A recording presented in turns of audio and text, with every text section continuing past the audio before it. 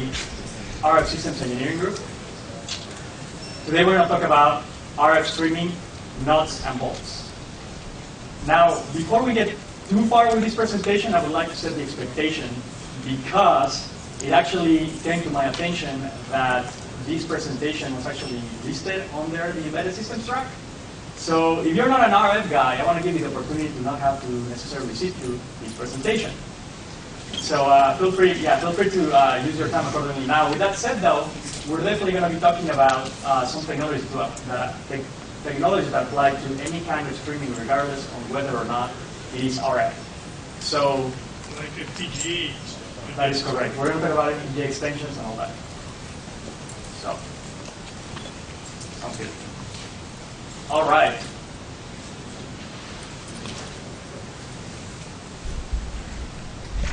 Okay, here. So, what are we going to be talking about today? So, we're going to be defining what is RF streaming.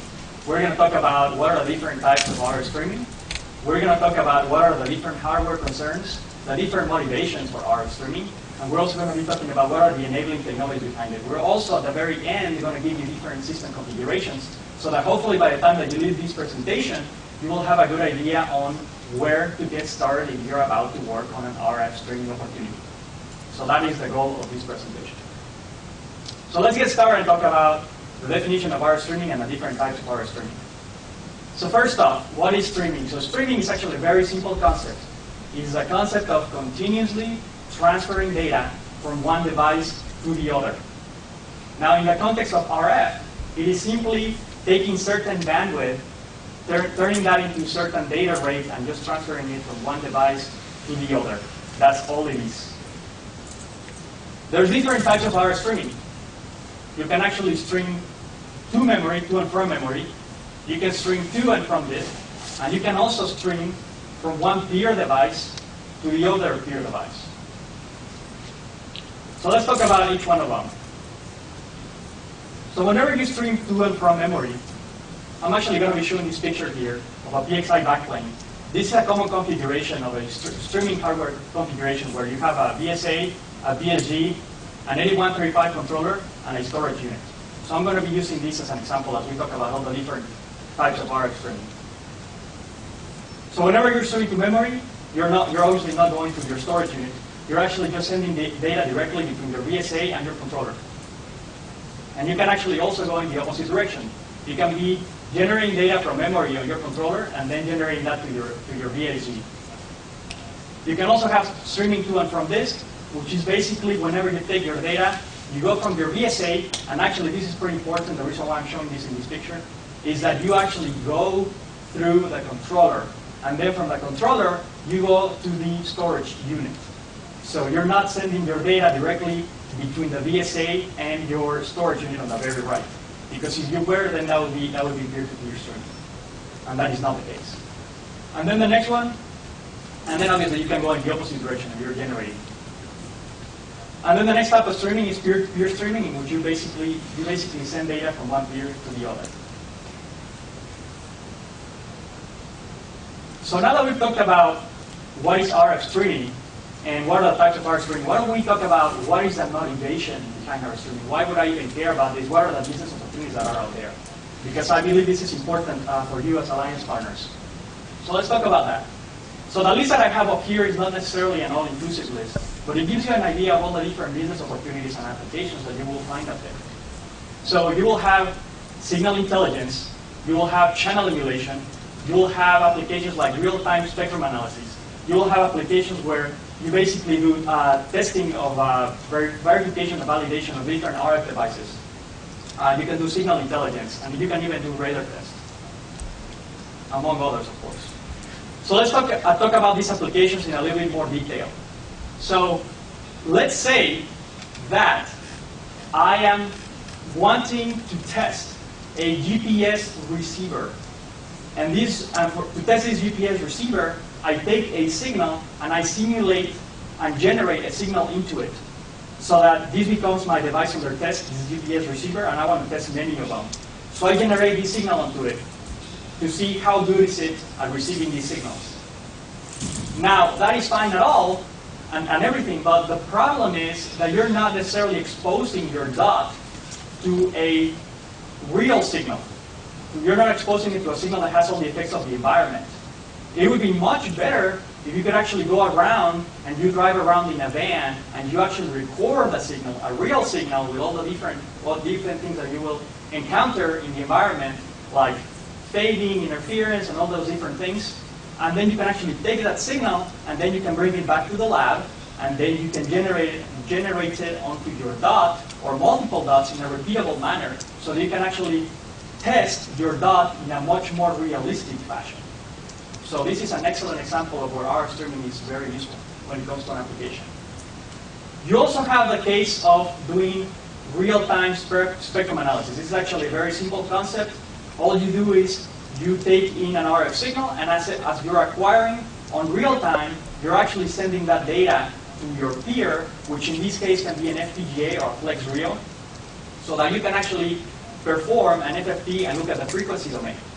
So in this example up here, we actually have our latest and greatest VSA, our 5668R, and we actually have it paired up with a 7976R.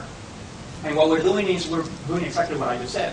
The signal is being acquired, and then the data is being sent over to the Flex Rio, and then the FFTs to look at the frequency domain are actually being performed on the FPGA. So this is an example where you would want to do peer-to-peer streaming. And if you wanted to, you could even stream to this if you wanted to save the data to look at it later. Now, there's also the application of signal intelligence and monitoring. So this is actually very similar to doing the real-time spectrum analysis, where you actually take in a signal and then you actually apply some inline processing on real time. You can actually send it to an FPGA. Now you can do, if you want to, you can actually do things such as channelization, you can do the modulation, and you can even do carrier identification. This is actually really useful for government agencies, like for example the FCC, if you're trying to enforce certain frequency usage, because you can actually use that to look at carriers, do carrier identification, and make sure that no one is violating certain frequency restrictions. So this is another example where record and playback is actually useful because you can actually take that data and either look at the spectrum on real time, or you can even store it to this so that you can look at it later for historical purposes. Another example where RF streaming is actually useful is whenever you do radar testing.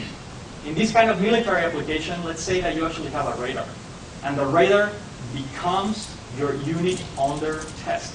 So what you do is you're actually trying to make it so that you generate a signal. The radar generates a signal, and then you try to generate a signal back at it to simulate a target.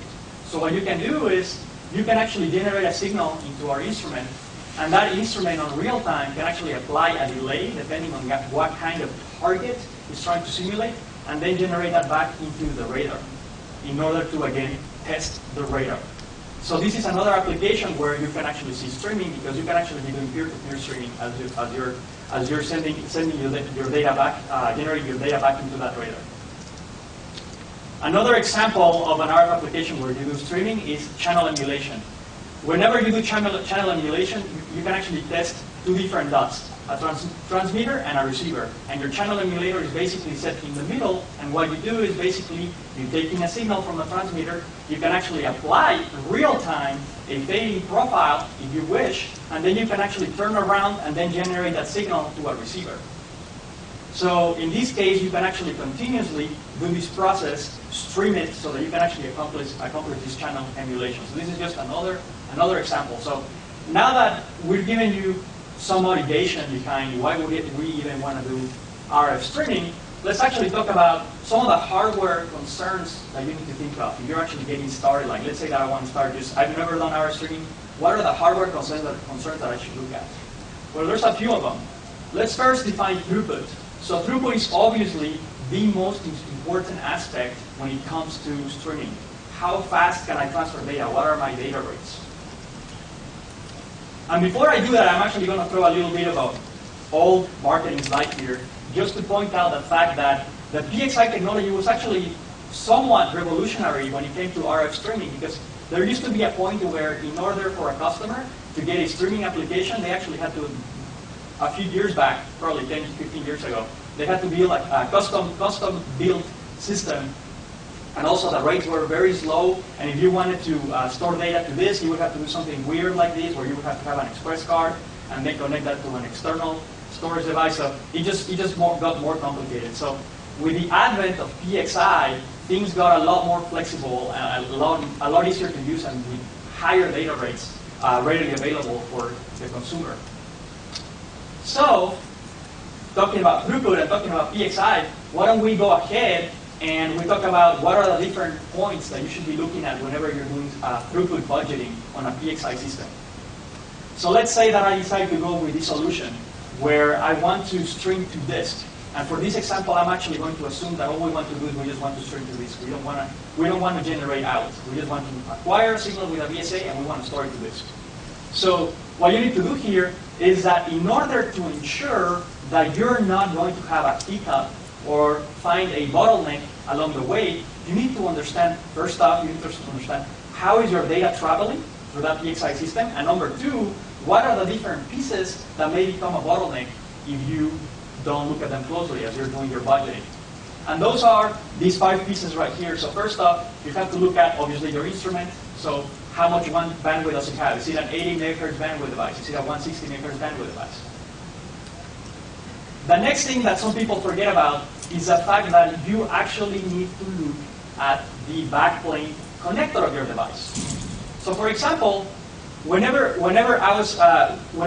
want to transfer, let's say that you have the 5646R, which can actually do 200 megahertz of bandwidth. Well, guess what? If you try to do that much bandwidth, you're actually going to be limited by the fact that that DSP actually has a by4 generation 1 connector in that backplane, which means that you can only stream a fraction of that bandwidth. So therefore, it is important that you look at what kind of connector do you have on your PXI instrument. Then the next thing, obviously, is that you need to look at the bandwidth on each and every one of your slots. We're actually going to look at this a little bit more closely in regard to the 1085 chassis. Make sure that you have enough bandwidth in that slot that you're using. Then your controller. Why your controller? Because again, data, since this is not peer-to-peer streaming, data has to travel to the controller. And then from the controller, it needs to travel to the storage unit. So as it travels to the controller, you need to make sure that you actually look at the specifications of your controller. So if you go right now to ni.com and you open the specifications for the PXI-8135, you will find that there's actually a specification for how much bandwidth can it take. This is very important because even though it's transparent to the user, you're actually going to be sending data through the controller back into your storage unit. And then the last piece here is your storage unit itself, which is your RAID device. I actually have a picture up here of an 8266. And what's important about this device is that it needs to be able to keep up with the read and write speeds, in this case the write speeds, because we're referring to this, so that you don't drop samples to the floor in order to try to keep up with the data that you're actually acquiring. So in this example, the 8266 is actually quite fast. It can do all the way up to 3.6 gigabytes per second of write speeds, quite a bit. But anyway, the fact of the matter is that you need to be looking at those read and write speeds. Otherwise, your streaming application is not going to work. And believe me, this sounds really trivial, but like there's so many people that need that. I get so many calls from people that are like, hey, what's going on? My streaming application doesn't work. Hey, have you looked at your write speeds? Have you looked at your read speeds on your hard drive, on your RAID drive? And I'm actually going to talk about that in a little bit more detail. I'm going to tell you how to do some benchmarks. Okay, well, one thing that's important to note is that throughout the history of using our PXI technology, there has been several generations of PXI Express. So generation 1 allows you to deliver 250 megasamples per second. Generation 2 is basically twice that, and then generation 3 is twice the previous one. So we're gonna talk about in the next slide how the 1085. We actually right now we're with the latest PXI 1085 is actually generation 3. You have a question? Yeah. So those are theoretical throughputs. What do you find practically? Like in your experience, what is it practically? I'll probably say like 80%. Okay. 80% of that, yeah. Just from what I have done, yeah. Okay, cool, thanks. Yeah, that's an excellent question.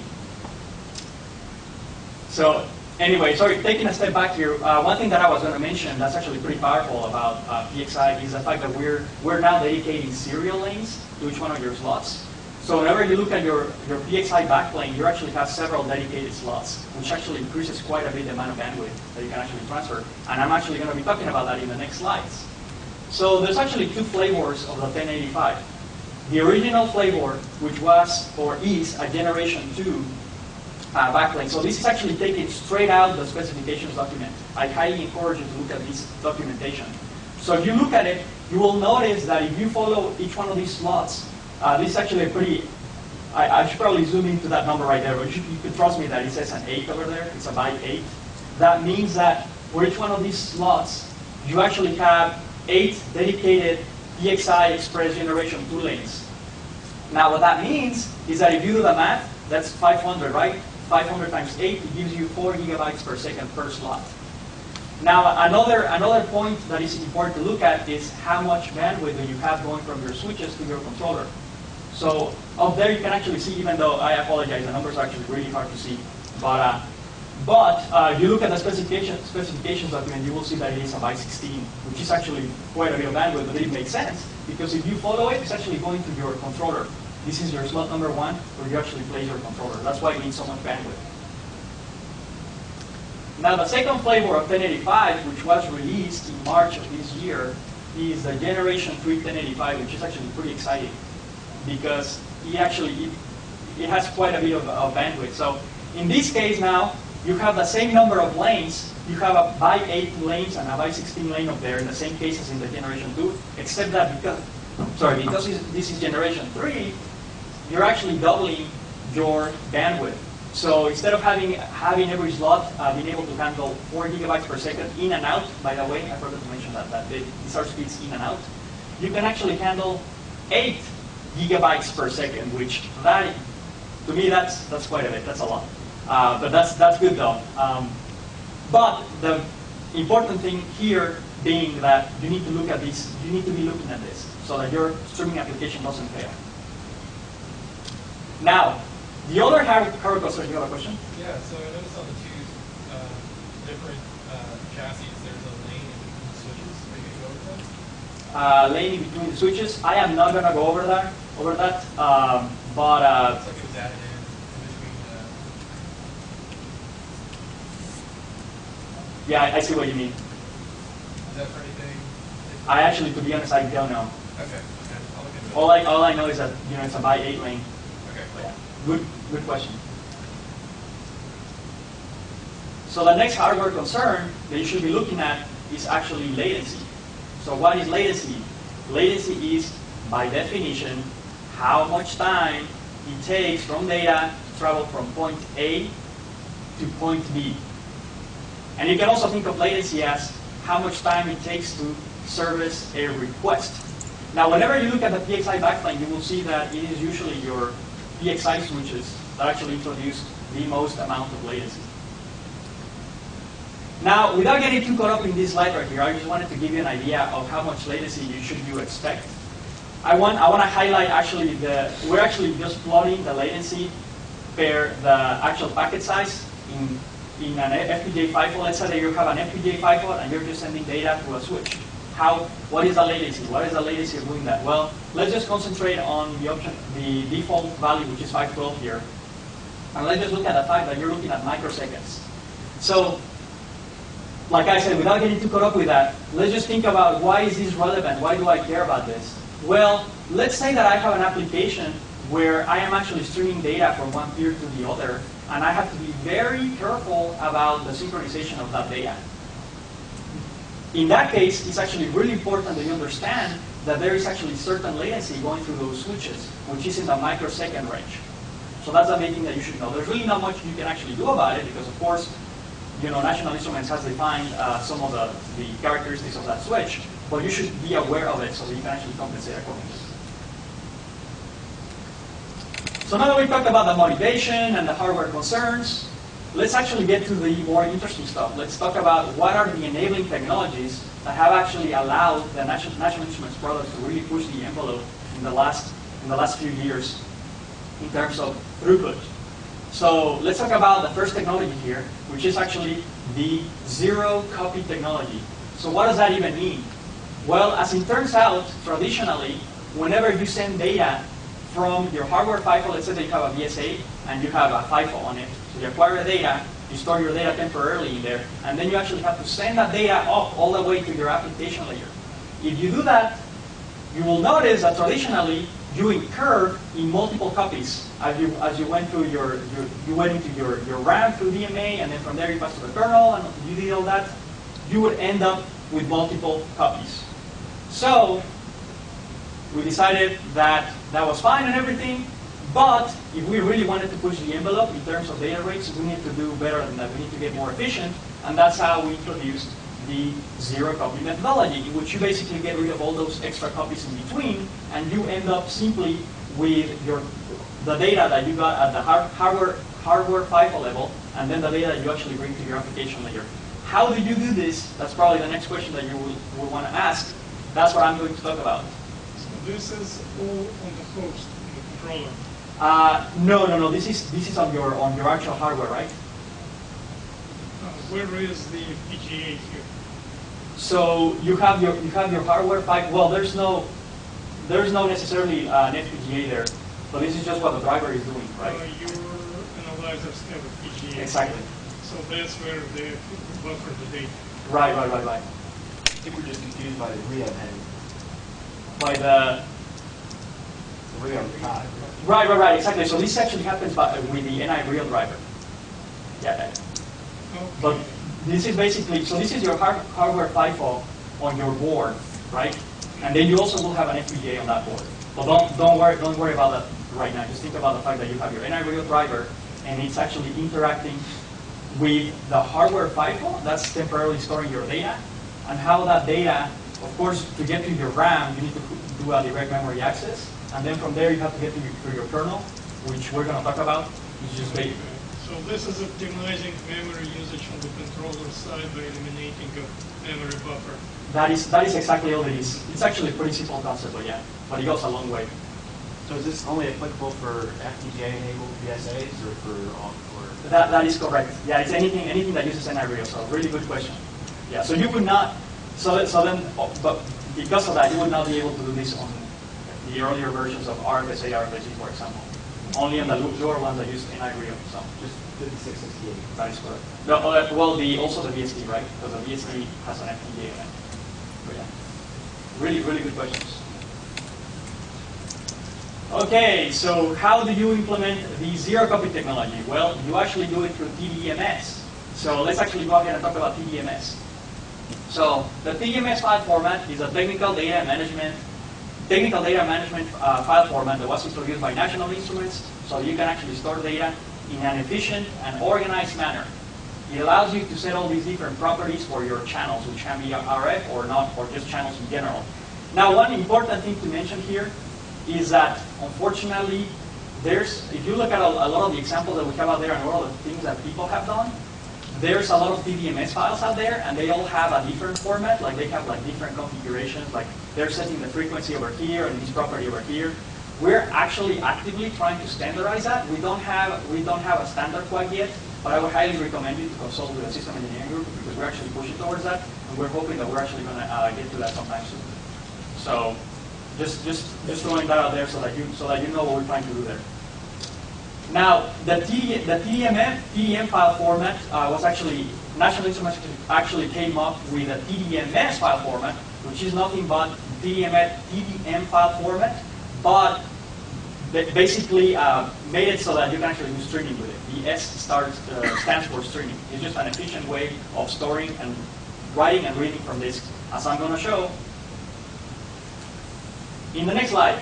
So the reason why I started talking about this TDMS file format is because it actually has these advanced features that are available to you that allow you to do three things. First, they allow you to do a zero copy implementation. How do you do that? Well, if you look at this blue thick wire right there, that's what's called an external data value reference.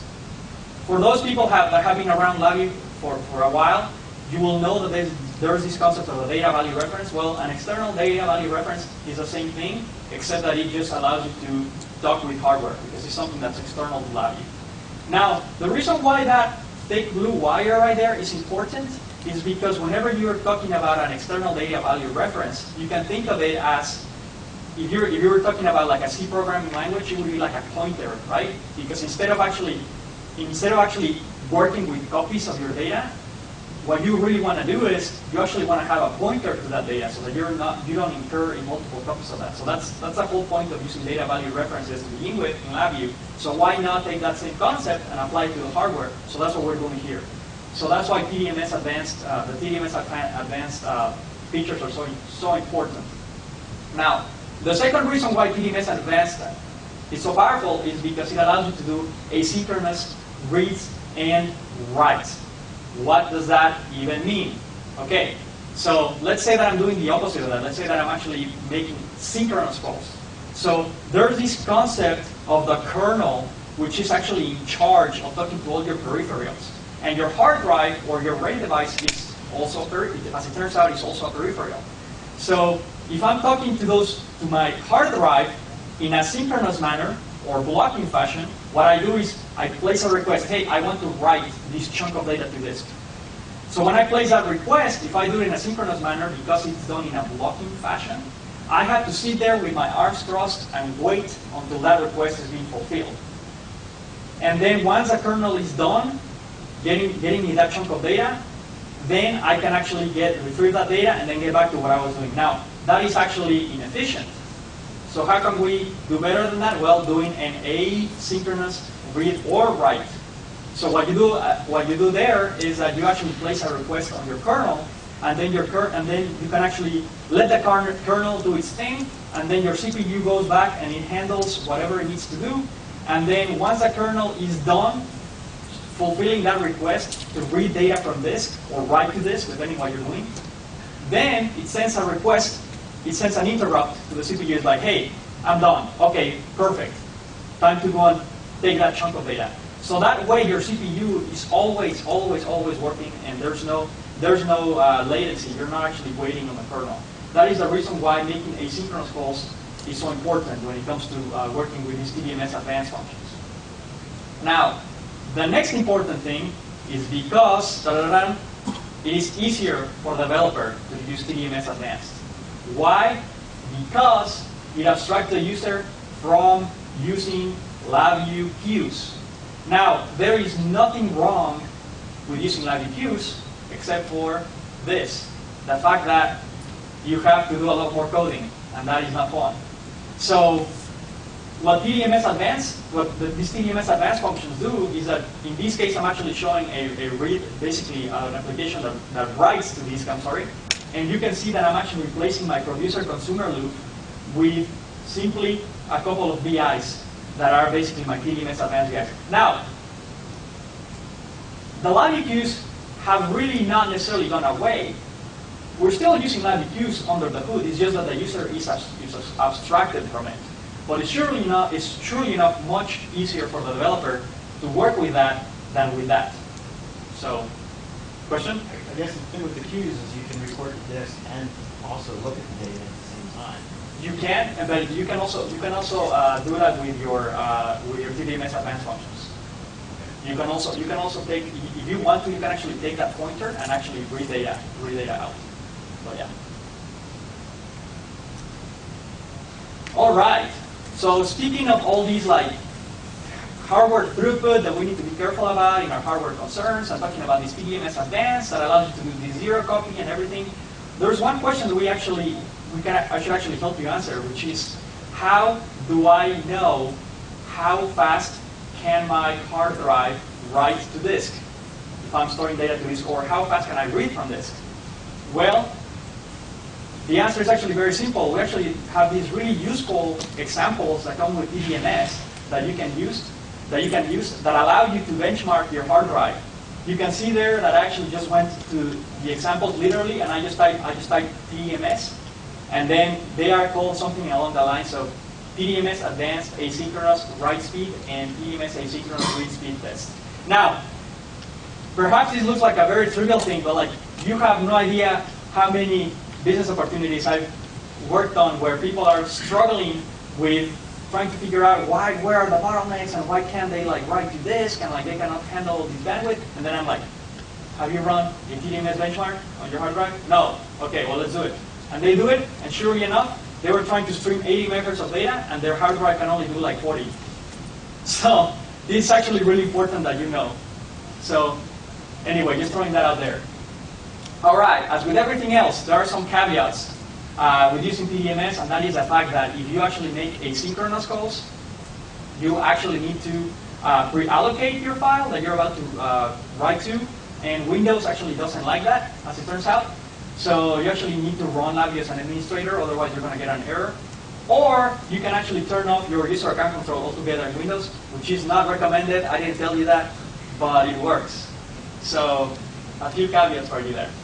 Now, the next technology that allows us to really push the envelope when it comes to data rates is a very simple concept, but it goes a long way, which is bit packing, which you actually might have heard of before.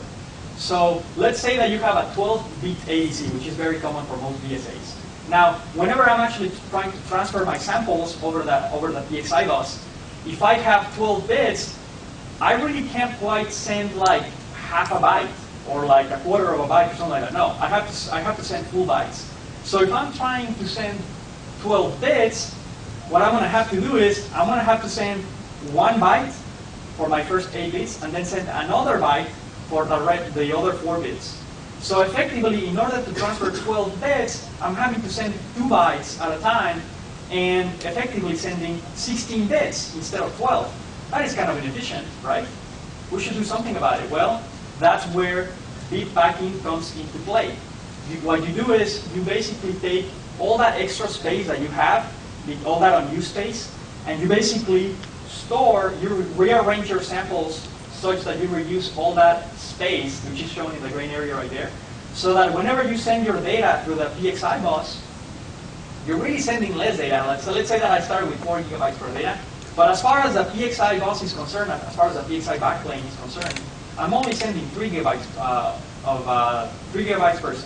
per second of data. And then when I get to the host, I can actually unpack that data and turn it back into 4 gigabytes. So quite useful, and as a matter of fact, as simple of a concept as it is, this right here is what allows us with a 5668R to achieve the maximum bandwidth when streaming to disk. So very important concept, very simple, but it goes a long way. Okay, so now that we talked about all these hardware concerns and these enabling technologies and all these applications for the motivation of our streaming, why don't I just actually show you some examples, and we talk about some configurations so that we can actually get our feet wet on how to actually put together an RF streaming application.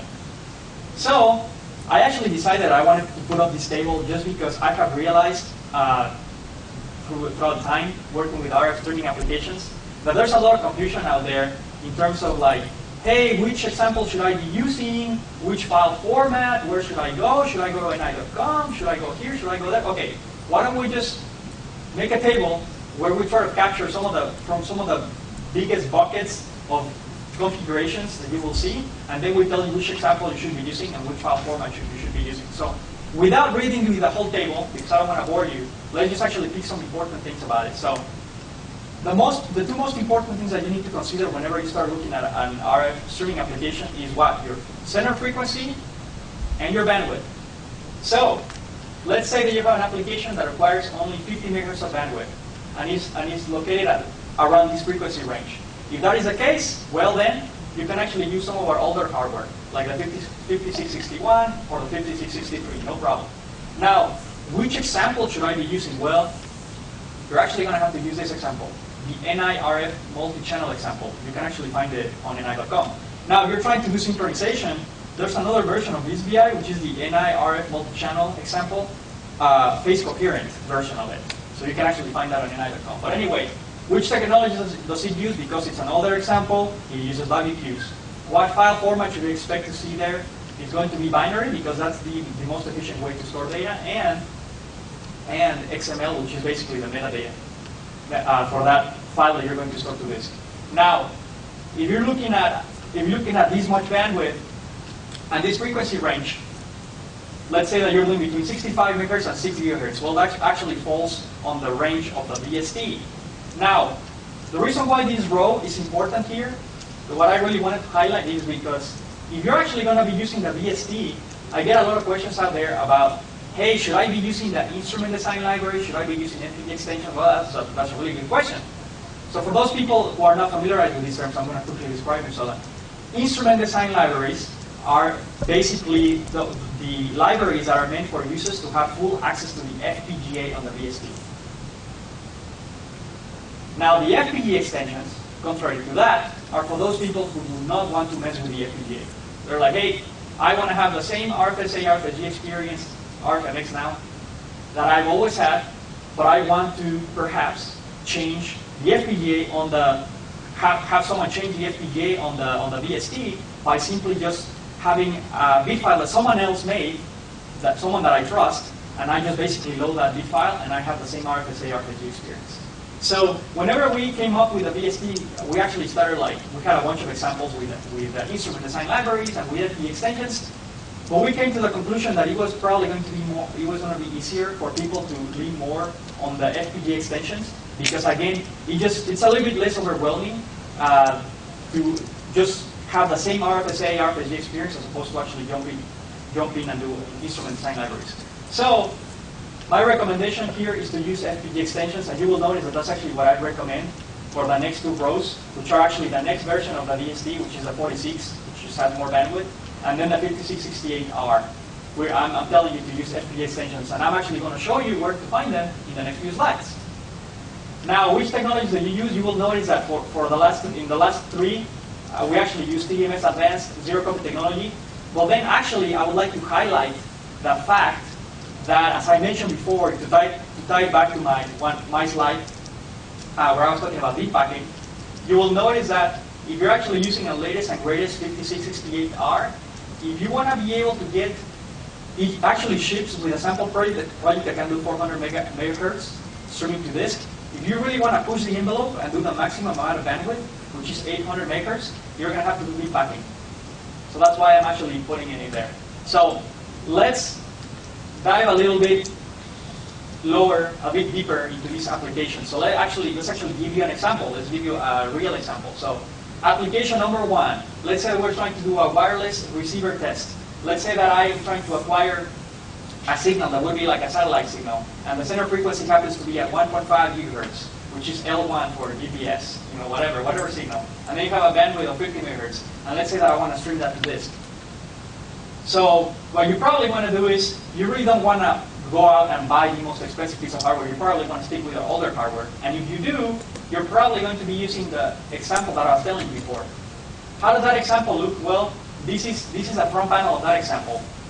And of course, you're going to have to do certain budgeting. You have to, like I said in my previous slides, you're going to have to do that budgeting to make sure that you can do that much hardware. In this case, because it's lower bandwidth compared with our newer technology, you're probably not going to have a hard time if you're using a 1085 or an 8135 controller. How does the block diagram look? That is how it looks. If you were to dive into the part where they actually do the recording, you would see that they actually have LabVIEW in there. So for those people that have done our streaming before, you're probably familiar with this example because this is one of our oldest examples. But it's still out there and you can still use it. Not because it's old, that means that it's bad. Let's talk about another application. Let's say that you're doing some signal intelligence and you're trying to acquire a signal that's at a center frequency of 2.4 gigahertz, maybe it's a wireless signal, 80 megahertz, so it's probably sure enough a wireless signal. And then you're trying to stream to this for post-processing. You want to look at this spectrum later. Well, in that case, I would recommend you to just use one of our VSTs, the 44 or the 45R. There's no need to use the 46. Now, where do I find the code for this VST? So, for those people who are not familiarized with this, National Instruments has been starting to use what we call the VI Package Manager. So for those people who do not know what that is, the VI Package Manager is actually a repository that is actually approved by National Instruments. It's done by JKI. You can actually find it on his website. But the reason why I wanted to talk about it is because we are actually pushing towards releasing all of our latest streaming software to the VI package manager. So if you're wondering where are you going to find these examples, you actually need to go to the VI package manager. So you need to go online, you need to go here, you need to install it, and then if you do, you can actually search, you can actually type in streaming, and you will actually find, for your particular version of LabVIEW, all the different streaming examples that we have out there. So in this case, I actually want to see the example that actually works for all the VSTs, the 44, the 45, and the 46. So this is how the example looks, just so that you can see, you can remember it whenever you work with it. Of course, you have to look at your hardware configuration, make sure that you can actually get those 80 megahertz of bandwidth, looking at the whole, the PXI backplane, and then your slot, and then back to your controller, and then your rate. And then the block diagram is going to look like this. The reason why I wanted to show you the block diagram is because I wanted to highlight the fact that we're using our TDMS advanced VIs. You can see that we're actually using them right there to write to disk. Now, another key thing about this example is the fact that we're using FPGA extensions. How do I know that? Because, and I apologize, I know it's actually hard to see. You're probably going to have to just trust me on this one. These are a bunch of RFSA VIs. Right? The same experience that you've always had with RFSA and RFSG, except that there is this string attached to the initialization VI, which is allows me to tell the driver, hey, I would like to download this bit file to the FPGA. This is different from the instrument design libraries where you actually give me the opportunity to get down into the FPGA and modify yourself. Here, what I'm doing is, hey, someone already made a streaming bit file for me. Someone already pre-compiled that, and it's already blessed and ready for me to use. So I'm just going to go ahead and call it whenever I initialize my RFSA driver VI. Let's talk about another application. Let's say that it is the same kind of application, signal intelligence and radio monitoring, but let's say that we really want to up to that bandwidth. We want to go all the way up to 400 megahertz. But now, let's actually push our center frequency all the way up to 27 gigahertz. So, and what we want to do is we actually want to stream to this. And let's say that we want to do some peer-to-peer streaming, so we can actually do some inline processing on that data. Sounds like an excellent candidate for the 5668R. Where do I find the example in order to actually achieve this? Well, again, you can actually go to the VI package manager. Now, whenever you buy the 5668R, you will notice that it actually ships with a streaming example. It's actually only streaming to memory, and it actually does 400 megahertz. But if you go to the VI package manager, you can, for free, go there and download the streaming example for the 5668R, which actually gets all the way up to 800 megahertz. Why? Because it actually uses bit packing, the concept we talked about earlier in this presentation. So pretty interesting. And it's got 4 channels. Unfortunately, it doesn't have synchronization, but you could definitely take this and add synchronization yourself if you want it. Well, this is how it looks. Oh, sorry, let me just go back one slide here. Of course, make sure that you do your budgeting, looking at your specifications of your backplane. And then this is how the example is going to look like here. So in this example, you can see that we're actually choosing between 2 different bit files. But the fact of the matter is that because I have this string, I know that we're using FPGA extensions. And then also, for those people who have done peer-to-peer streaming, you'll notice that I'm starting to use some of the peer-to-peer API VIs. Unfortunately, this screenshot is small. I'm trying not to. It's kind of hard to show this because it's already small. But I just wanted to show you that this example is actually really cool because it actually comes with peer-to-peer streaming. So if you wanted to do an application like a real-time spectrum analysis, like what we talked about earlier in this presentation, you could actually take this example and actually do the peer-to-peer streaming, send the data to an FPGA, and do the processing there. So you could actually run with this example if you wanted. Okay, well, in summary, what are the things that we talked about in this presentation? We defined RF streaming. What are the types of RF streaming? We talked about the motivation for RF streaming and the different applications. We talked about the hardware concerns as well as the enabling technologies. And we also talked about some system configurations so that you know where to start. With that said, I appreciate your time, and I would like to leave some time for questions. Is there an example for IF digitizer between FPGA So in that, and actually in that same example, it actually also gives an example for one of our IO digitizers. I forget which one right at the top of my head, but it also has one. So I can actually show you later. Yeah. Actually, I think I have it in my computer now. But yeah.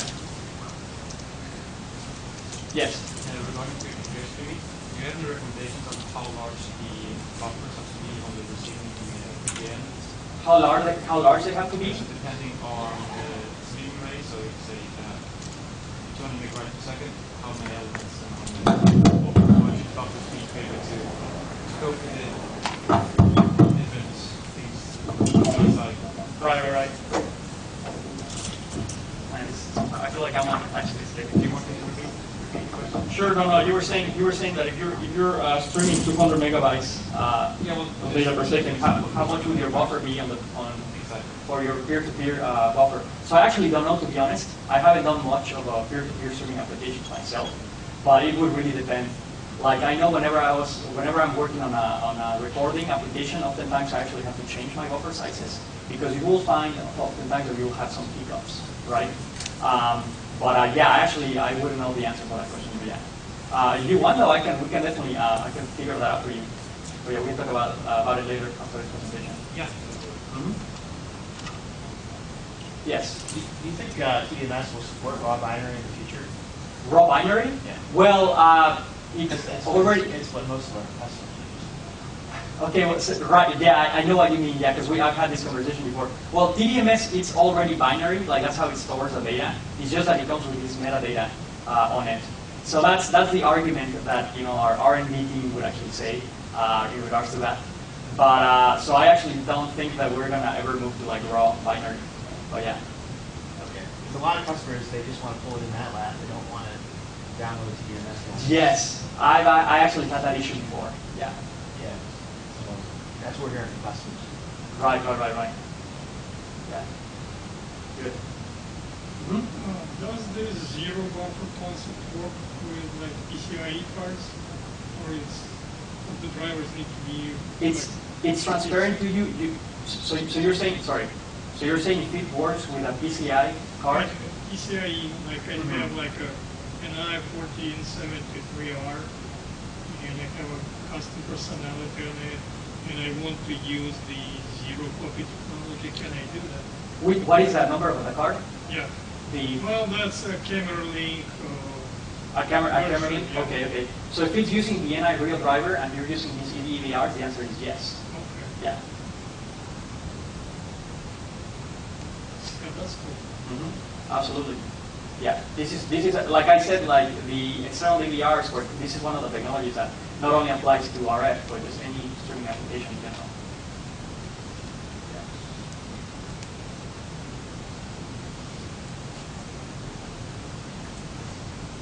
More questions? All right. I was told to show this slide at the very end, but I think it's too late now. I guess you can still go get some Apple Watches. I should probably go there. But yeah, anyway. Yeah, thank you very much for your time.